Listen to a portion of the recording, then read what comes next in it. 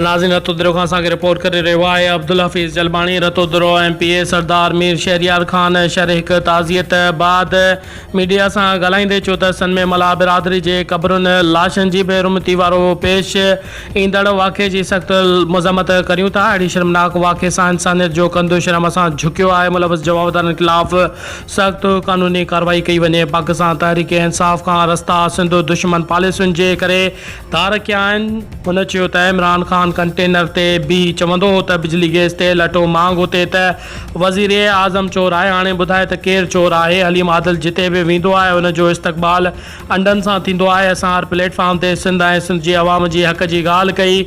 उन लाइ माशाअल्लाह असांजो इस्तक़बाल गुलनि सां थींदो आहे। ईंदड़ इलेक्शन में मां सियासी पार्टी में शामिलु थियण जो ऐलान कंदो त हीअ इंसान ज़ात जी तज़लील आहे, हीअ मुर्दनि जी तज़लील आहे।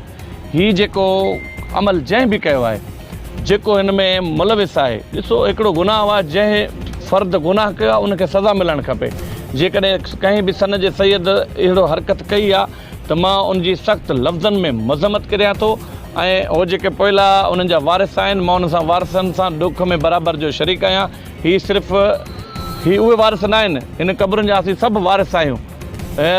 मुर्दनि सां कंहिंजो जहिड़ो आहे इहो त थी नथो सघे। असां हिन जी सख़्तु लफ़्ज़नि में मज़म्मत करियूं था। अॼु मज़म्मती बयानु मुंहिंजो तव्हां हलाए छॾियो। हीअ अमल जंहिं बि कयो आहे हीअ शर्मनाक अमल आहे ऐं हिनखे सख़्तु को सख़्तु जंहिं कयो आहे, जेको हुन में मुलविस आहे हुनखे सख़्तु को सख़्तु सज़ा मिलणु घुरिजे। हे मुस्लमानी जा लीका सभु जंहिं कयो आहे उहो मुस्लमान न आहे, उहो मुस्लमानी जा लीका हू लताड़े चुको आहे। इंशाअल्लाह असां पुलिस मां बि पूरो उमेद आहियूं, असां कोर्ट सगोरी मां बि पूरो उमेद आहियूं त हिनखे पकिड़े, ज़ालिम खे जेको हिन में मुलविस आहे हुनखे कैफ़े किरदार ते पहुचाए ऐं हुनखे सज़ा ॾे। असां जी मज़म्मत कयूं था।